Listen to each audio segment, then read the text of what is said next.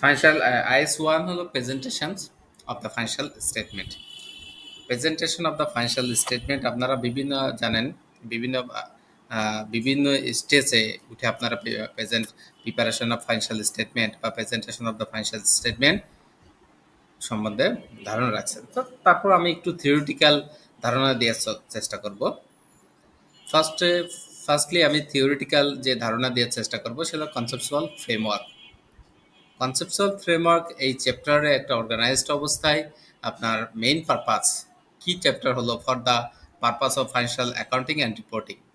এর মধ্যে কি কি আপনার ক্যারেক্টারিস্টিক্স আছে, কোয়ালিটি, যেমন qualitative characteristic of the financial informations, definition of the element of the financial statement, guidelines on recognition derecognitions, guideline on measurement basis and principle for disclosure and presentation in the financial statement.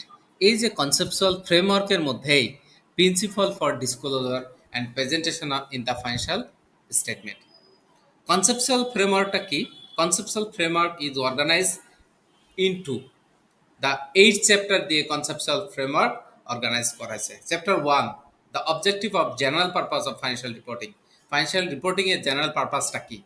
Chapter 2 qualitative characteristics of useful financial information.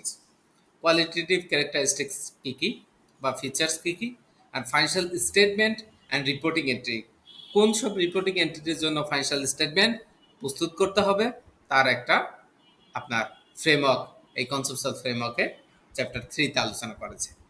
Chapter 4 এ element of financial statement, elements of financial স্টেটমেন্টের কি কি elements থাকবে। প্রথম হলো আপনার financial performance and financial positions. Financial performance হলো আপনার profit and losses and other comprehensive income, and financial positions হলো আপনারা জানেন আগের যে নামটা হলো আমরা ব্যালেন্স শিট হিসেবে রিকগনাইজ করেছে। ডি-রিকগনাইজ অ্যান্ড রিকগনাইজ চ্যাপ্টার 5 বলছে ক্যাপিটাল কিভাবে রিকগনাইজ, ক্যাপিটাল এক্সপেন্ডিচার রিকগনাইজ কিভাবে করবেন, রেভিনিউ এক্সপেন্ডিচার কিভাবে রিকগনাইজ করবেন। চ্যাপ্টার 5 এই কনসেপচুয়াল ফ্রেমওয়ার্কে আলোচনা করছেন। চ্যাপ্টার 6 এ মেজারমেন্ট, আমি এর আগে 5 পর্যন্ত রিকগনাইজেশন এন্ড ডি-রিকগনাইজেশন নিয়ে আলোচনা করছে। চ্যাপ্টার 6 মেজারমেন্ট কিভাবে মেজার করবেন। চ্যাপ্টার 7 আপনাকে বলছে presentation and disclosure. Presentation and disclosure মধ্যে চ্যাপ্টার 4 এ the element of the financial statement, element of the financial স্টেটমেন্টের মধ্যে আপনার profit and loss, other comprehensive income, তারপরে ফাইন্যান্সিয়াল পজিশনস এটাকে বলা হয়েছে। আর প্রেজেন্টেশন ডিসক্লোজার যে কোনগুলো ডিসক্লোজার করতে হবে, কোনগুলো প্রেজেন্টেশন করতে হবে। Conceptual capital and capital maintenance, this is outside the financial accounting and reporting syllabus. এইটা হলো ফাইন্যান্সিয়াল অ্যাকাউন্টিং অ্যান্ড রিপোর্টিং সিলেবাসের বাইরে। এই 8টা চ্যাপ্টার মিলে কনসেপচুয়াল ফ্রেমওয়ার্ক অর্গানাইজ করা হয়েছে। সো আমরা এখন financial reporting, financial accounting and reporting পড়তেছি। ফাইন্যান্সিয়াল অ্যাকাউন্টিং অ্যান্ড রিপোর্টিং এ এই যে আপনার 5টা গাইডলাইন আছে আর 8টা চ্যাপ্টারের সীমাবদ্ধতা। সো রেগুলেটরি ফ্রেমওয়ার্ক কি কি, ফাইন্যান্সিয়াল রিপোর্টিং কাদের জন্য করা হয় এবং কোন সব এন্টিটির জন্য খুব ইম্পর্টেন্ট। রেগুলেটরি ফ্রেমওয়ার্ক দেখেন, financial reporting is the provision of financial information to those, কাদের জন্য, outside of entity, outside of stakeholder. এন্টিটির outside of entity means stakeholder, যারা এর ইউজফুল, যারা এই ফাইন্যান্সিয়াল স্টেটমেন্ট, ফাইন্যান্সিয়াল ইনফরমেশন দিয়ে decision making করে থাকে, তারা এই financial based on financial information they will make a decisions. হ্যাঁ, তাদের ডিসিশনে ইনফ্লুয়েন্স করে থাকে। তো অর্গানাইজেশন রেসপন্সিবিলিটি, একটা অর্গানাইজেশনের কি responsible for setting IFRS standard comprising international financial reporting standard foundations, এটাকে বলা হয় IFRS foundations. And monitoring board, সে কি করে থাকে, the international accounting standard board. Monitoring বোর্ডকে বলা হয় the international accounting standard of board. এখন আইএফআরএস অ্যাডভাইজার কাউন্সিল, তারা কি করে থাকে, এগুলো অ্যাডভাইস করে থাকে, adviser council, IFRS interpretation committee, এ হলো আপনার রেগুলেটরি বডি। দ্য ভাই প্রসেস একটা আমি জাস্ট আগের স্লাইডটা একটু দেখতে চাইছিলাম যে ফ্রেমওয়ার্ক, কনসেপচুয়াল ফ্রেমওয়ার্ক। আচ্ছা, এইটাই কি আচ্ছা ফ্রেমওয়ার্ক, মানে আমাদের চ্যাপ্টার গুলো কি এইভাবেই করা আছে? আমাদের চ্যাপ্টারগুলো এইভাবে করা নাই, এইভাবে করা নাই। এটা হলো কনসেপচুয়াল ও আচ্ছা আচ্ছা, ফ্রেমওয়ার্কের তাহলে ঠিক আছে। একটা দিছে। ওকে ওকে, আমরা তো thank you. Financial accounting and reporting নিয়ে এই যে ফাইন্যান্সিয়াল স্টেটমেন্ট যে যে আপনার এই ৪ নম্বরে element of the financial statement আমরা করে থাকি। আমরা একটা চ্যাপ্টার নিয়ে কাজ করছি, চ্যাপ্টার 4 এ। আচ্ছা। The process of setting IFRS standard is often to dialogue. আপনার একটা আইএফআরএস স্ট্যান্ডার্ড করতে গেলে আপনাকে ন্যাশনাল ওয়াইজ এবং ইন্টারন্যাশনালি ডায়ালগ করে থাকে। একটা আইএফআরএস স্ট্যান্ডার্ড যদি তারা তৈরি করতে হয় তাহলে আপনাকে কি করতে হবে? Often the dialogue involve cooperations between national এবং international standard setter. IFRS foundation form করে থাকে, কি ফর্ম করছে? International sustainability standard of the board,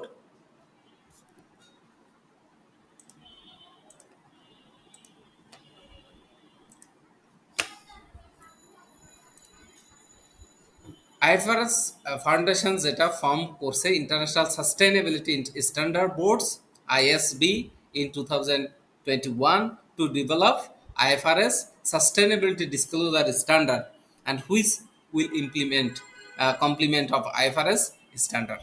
IFRS এটা আপনারা জানেন যে নতুন করে আপনার সাস্টেইনেবিলিটি ডিসক্লোজার অফ স্ট্যান্ডার্ড দিতে হয়। International sustainability standard board ISS be in 2003 develop করছে। এই হলো আপনার রেগুলেটরি ফ্রেমওয়ার্ক। রেগুলেটরি ফ্রেমওয়ার্কের মধ্যে আইএফআরএস ফাউন্ডেশন আছে, মনিটরিং বোর্ডের মধ্যে আইএফ আইএস আইএএসবি মানে ইন্টারন্যাশনাল অ্যাকাউন্টিং স্ট্যান্ডার্ড বোর্ড, অ্যাডভাইজারের মধ্যে রয়েছে আইএফআরএস অ্যাডভাইজার কাউন্সিল, আর আইএফআরএস ইন্টারপ্রিটেশন কমিটির মধ্যে ইন্টারপ্রিটেশন কমিটি। এতগুলো কমিটির মধ্যে আপনার এক একটা স্ট্যান্ডার্ড করার পর তারা ন্যাশনাল ওয়াইজ এবং ইন্টারন্যাশনাল ডায়ালগ করার পরে তারা সেট করে যে আইএফআরএস একটা নতুন আইএফআরএস তৈরি করবে। যেমন আপনারা জানেন যে আইএফআরএস 18 এটা অলরেডি আমাদের মাঝে চলে আসছে, বাট 2027 সাল পর্যন্ত 2027 সালের আগেও কেউ ইমপ্লিমেন্ট করতে পারে, কিন্তু 2027 সালের পরে অবশ্যই ইমপ্লিমেন্ট করতে হবে। আমরা আইএফআরএস 8 আলোকে একটা অঙ্ক করবো আজকে।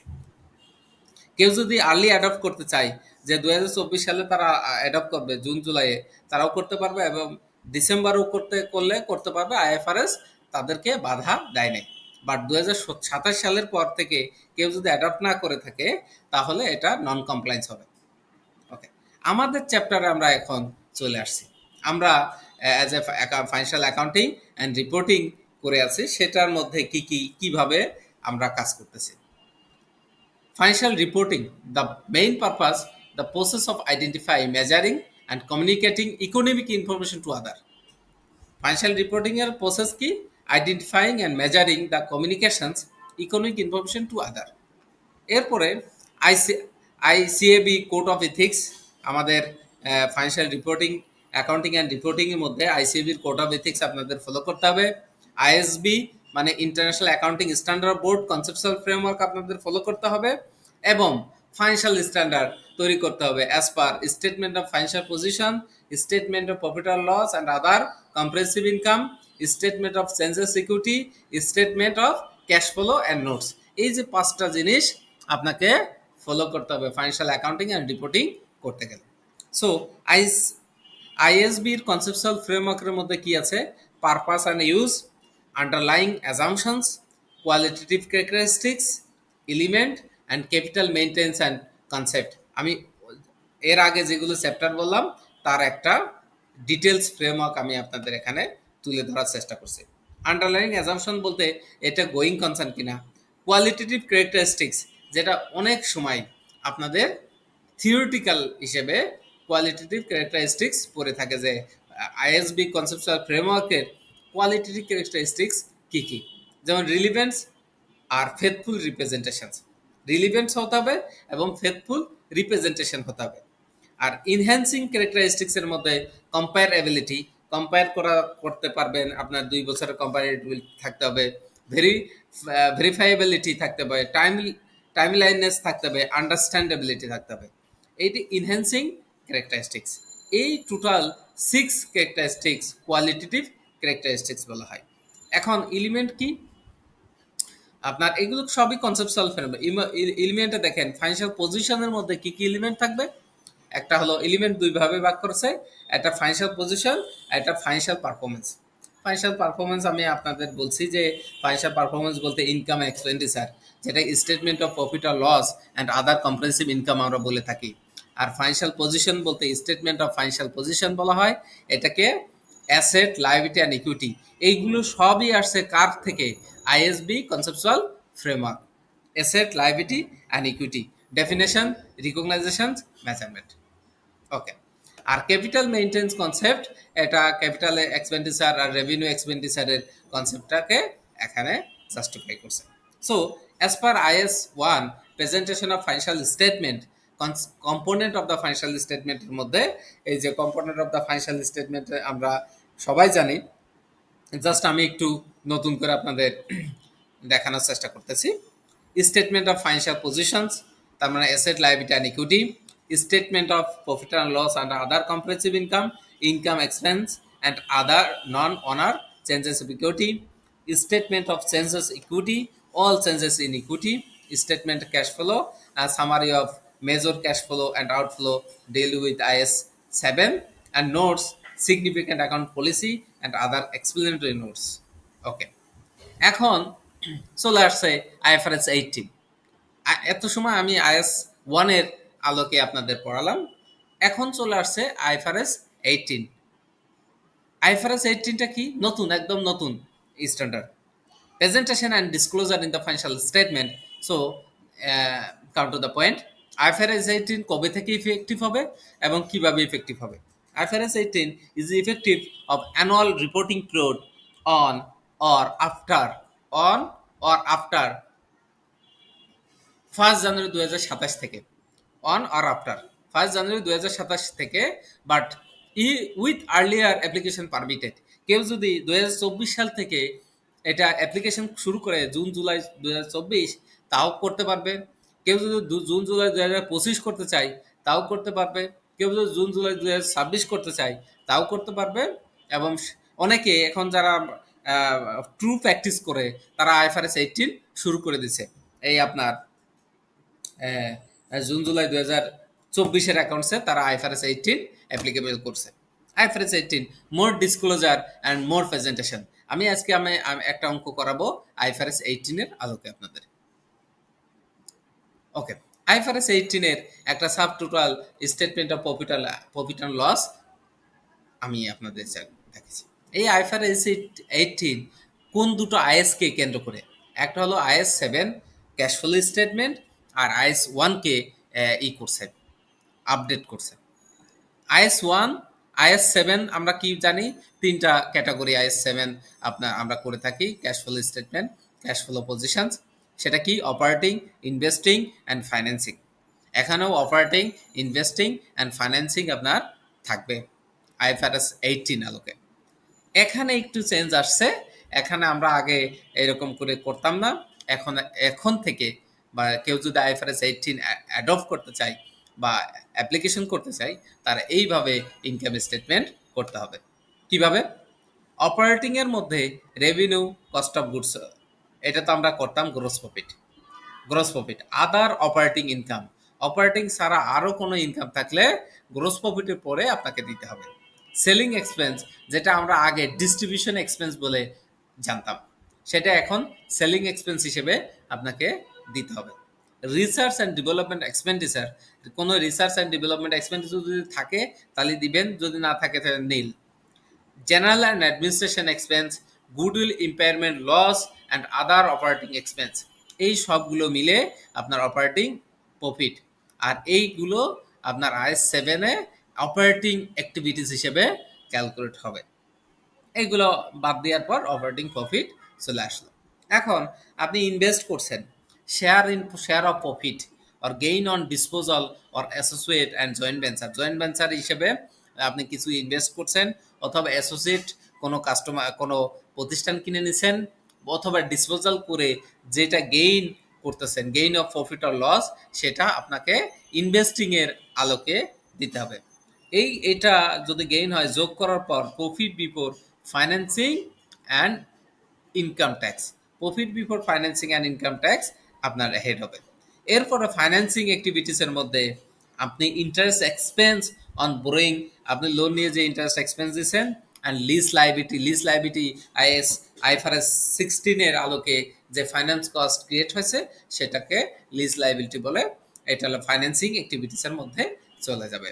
Interest expense on pension liability, আপনার আইএস 19 এমপ্লয়মেন্ট বেনিফিট, এই এমপ্লয়মেন্ট বেনিফিটের মধ্যে পেনশন লাইবিলিটি একটা লাইবিলিটি আছে, অ্যান্ড প্রভিশনস, পেনশন লাইবিলিটি এবং প্রভিশন যখন করব তার ইন্টারেস্ট এক্সপেন্স হিসেবে আপনাকে কি করতে হবে, ফাইন্যান্সিং অ্যাক্টিভিটিস হিসেবে চলে যাবে। এরপরে এটাকে আপনার সাবহেড হবে প্রফিট বিফোর ইনকাম ট্যাক্স। এরপরে আপনাকে ইনকাম ট্যাক্স বাদ দিতে হবে। বাদ দেওয়ার পরে যদি প্রফিট ফ্রম ডিসকন্টিনিউ অপারেশন থাকে তাহলে আপনাকে ডিসকন্টিনিউ অপারেশন প্রফিট আর লস, যদি ডিসকন্টিনিউ অপারেশন থাকে সেগুলো যোগ বিয়োগ করে প্রফিট হবে। ওকে, সো কারোর কোনো কোশ্চেন আছে? Anybody else please raise your voice.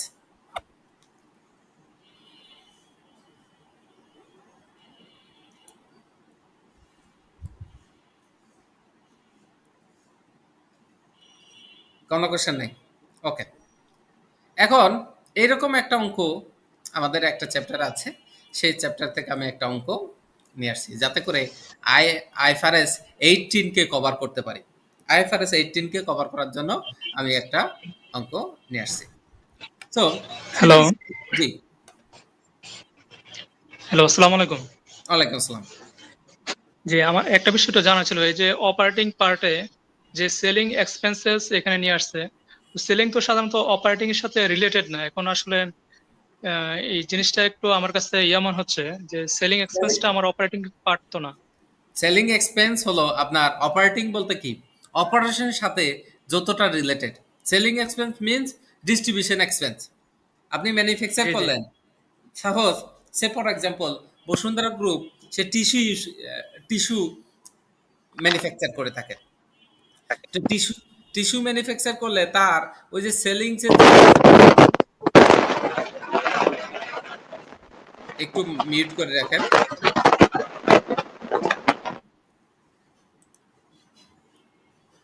আচ্ছা, টিস্যু পেপার সে তো সেল করবে, সেল না করলে তো তার রেভিনিউ জেনারেট হবে না।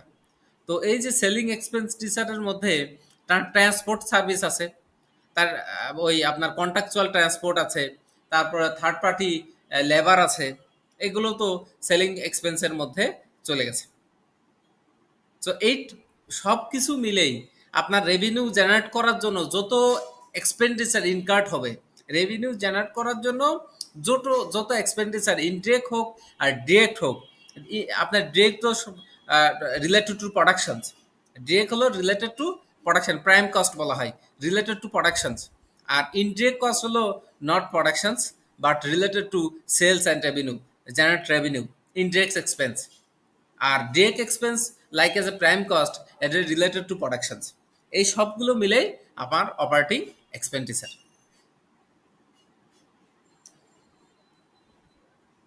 ওকে, আমার বিশ্বাস আপনি বুঝছেন। ওকে। সো আমি একটা ম্যাথ আপনাদের বই থেকে নিয়ে আসছি। CBC PLC warehouse and distribute toy and models and provided distribution service to other organizations. The following balance has been extracted from its cloud-based accounting software. Cloud-based accounting software 31st December 2023. এখানে 2023-তেই তার trial balance দেওয়া আছে এবং additional information দিছে। দেখেন, include revenue, অনেকগুলো additional information দিছে, যেমন আমরা একটু পরে রাখি। Included revenue and invoice totally 1,20,000 টাকা in relation to distribution service. এই যে ডিস্ট্রিবিউশন সার্ভিস এখন আইএফআরএস 18 বলছে এটাকে সেলিং এক্সপেন্স। আচ্ছা, render under a contract to a customer. Under a contract to a customer, contract price was 1,00,000 টাকা, provides for a 20,000 টাকা bonus for early completions. Contract is currently 65% completed. Early কমপ্লিশনের জন্য সে 20,000 টাকা একটা bonus দিয়েছে। Contract is currently 65% completed. Management believe that there is a 55% chance early completions. More than 55%, more than 50% means possible. Sorry, probable. More than 50% means probable. তার মানে management বিশ্বাস করতেছে এটা complete হয়ে যাবে। তাহলে তার আলটিমেটলি তার রেভিনিউ হিসেবে জেনারেট করার কথা ছিল 1,00,000-এর উপরে 65% করলে 65,000 জেনারেট করার কথা ছিল, কিন্তু সে রেভিনিউর সাথে ইনক্লুড করে ফেলছে 1,20,000 টাকা। ওকে, patent was acquired during the year, amortization 20,000 should be charged to the administration expense. Amortization যে পেটেন্টের 20,000 টাকা সেটা চার্জ করতে অ্যাডমিনিস্ট্রেশন এক্সপেন্সে। Inventory at 31st December 2003 closing inventory. Cost are specified attribute to one of the profit of loss expenses heading should be split. Cost is split করে ফেলতে হবে, যেগুলো আপনি কস্ট বলতেছেন 50-50% এটা সেলিং এক্সপেন্স অথবা selling and distribution expense and administration এক্সপেন্সে 50-50-তে ভাগ করে স্প্লিট করে ফেলতে হবে। ইনভেন্টরি কেস 8 লাখ কত 8,46,000 টাকা was purchase from the Germany in euro and payment in due March 2024 মার্চে পেমেন্ট করবে। At the date of transactions the exchange rate ছিল, আমি যখন ট্রানজাকশন করছি ইউরোর মান ছিল 1.552 আপনার রিপোর্টিং কারেন্সি। তার মানে ওই সময় ইউরোর টাকার ভ্যালু কম ছিল, রিপোর্টিং কারেন্সির থেকে কম ছিল। 1 টাকার বিপরীতে আপনি পাবেন 1 টাকা 55 পয়সা। At 31 December 2003 the exchange rate 1.5 মানে আপনার 1 টাকার বিপরীতে আপনার ইউরোর মান বেড়ে 1 টাকা 50 পয়সায় গেছে। তার মানে আলটিমেটলি আপনার লস হয়েছে। যখন এক্সচেঞ্জ আপনার রিপোর্টিং পিরিয়ডে ক্যালকুলেট করতে যাবেন এটা লস ক্যালকুলেট করতে হবে। Exchange loss the effect of the census foreign exchange rate IS 21 allocate. The final ordinary share dividend এত 50,000 টাকা ওয়াজ প্রপোজ করলে আমাদের এটা নিয়ে কোনো কাজ নেই, আমরা অলরেডি এটা শিখে ফেলছি।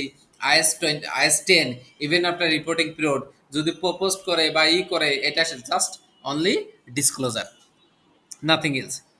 এরপরে 4,50,000 টাকা cash was receive during the year as a result of right issue of ordinary shares.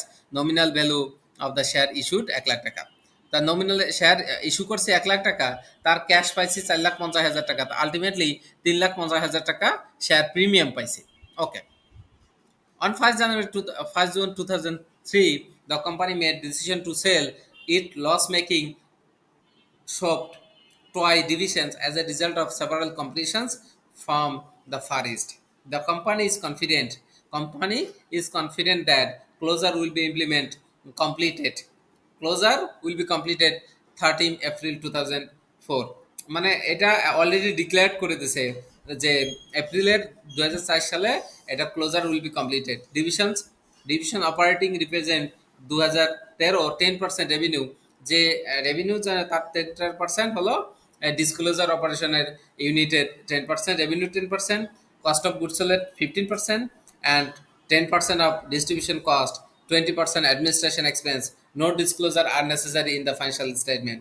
Prepare the CPC PLC principles PLC statement of profit and loss and changes in equity for the year 31st December 2023. The statement of financial position at that date, movement of schedule note in according with the requirement IFRS standard to effect the information. এটা আপনাদের একটা বই থেকে আমি এই ম্যাথটা minimum 3 বার আসছে। এই ম্যাথটা আপনাদের এক্সাম স্ট্যান্ডার্ড হিসেবে আপনাদের 3 বার এই ম্যাথটা হুবহু তুলে দিচ্ছি। সো এই ম্যাথটা আমরা IFRS 18 ওকে করার চেষ্টা করব। আমরা তো সবাই জানি এখানে আপনার এই যে সেলিং এক্সপেন্সের বিপরীতে ডিস্ট্রিবিউশন এক্সপেন্স, রিসার্চ অ্যান্ড এগুলো সবাই আমরা এইভাবেই করছি, জাস্ট এই হেডিংটা দিতাম না। আমরা যখন ম্যাথ করতাম তখন এই হেডিংটা আসতো না, এখন হেডিং ওয়াইজ আপনাকে ম্যাথগুলো সলভ করতে হবে। আমরা আগে যেভাবে করতাম, জাস্ট অপারেটিং প্রফিট তেমন লিখতাম না, একবারে অপারেটিং প্রফিটটা লিখতাম, এই যে এইগুলো আদার এক্সপেন্স হিসেবে ঢুকাই দিতাম, আর এইরকম হেডিং দিতাম না। এখন হেডিং দিয়ে আপনার ম্যাথগুলো সলভ করতে হবে। সো আমরা এই ম্যাথটা সলভ করার জন্য আমি অলরেডি আপনাদের টাইম স্বল্পতার কারণে আমি ম্যাথটা সলভ করছি। ওকে, আইএফআরএস 18 আলোকে আমি ম্যাথটা সলভ করছি। দেখেন, operating activities, investing activities, financing, income expense, discontinue operations. So আমরা প্রথমে এইগুলো তো আমরা লিখে ফেলবো। আমরা যখন আমরা এইরকম ফাইন্যান্সিয়াল স্টেটমেন্ট অফ প্রফিট আর লস আর আদার কম্প্রেসিভ ইনকাম, এই শখগুলো আমরা টু দ্য পয়েন্টে লিখে ফেলবো।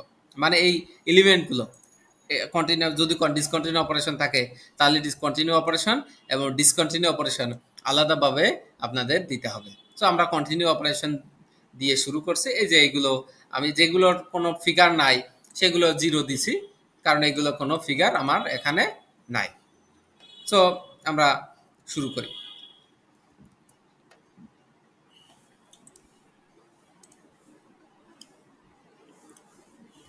আগে অ্যাডজাস্টিং এন্ট্রিসগুলো আমরা চেষ্টা করি শুরু করতে।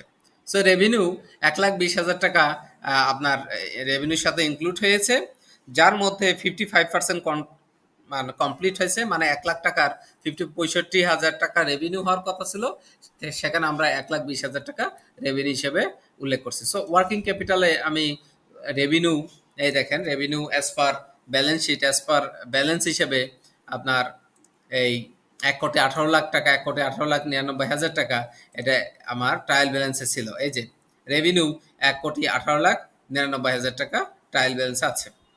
সো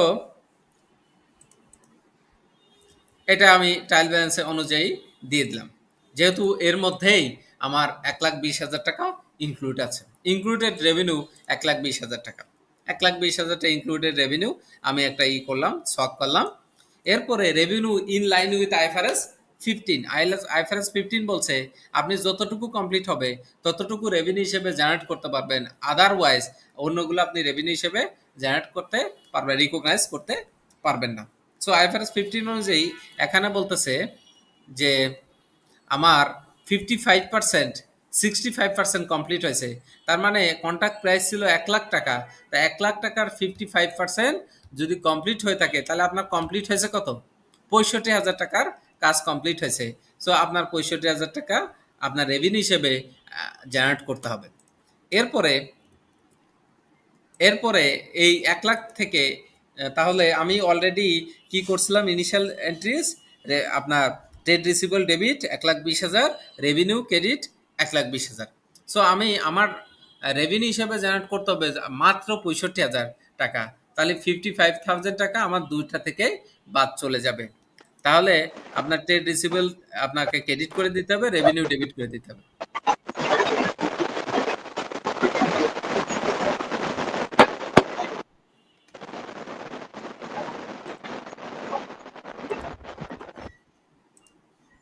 ওকে, সো এটার অ্যাডজাস্টিং এন্ট্রিজ আমরা দিয়ে দিলাম। এখানে 55,000 টাকা আপনার প্রফিট আর স্টেটমেন্ট অফ ফাইন্যান্সিয়াল পজিশন, এই যে রেভিনিউ থেকে আপনার ট্রেড রিসিভেবল থেকে 55,000 টাকা আমি বাদ দিয়ে দিয়েছি, কারণ এটা আমার রেভিনিউ জেনারেট হয় নাই।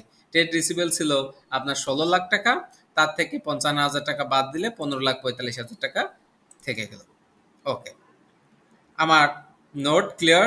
সো আমার এখানে আমার দুইটা নোট করতে হবে ওয়ার্কিং, আরেকটা করতে হবে continue operations and discontinue operation হিসেবে কাজ করতে হবে। সো দেখেন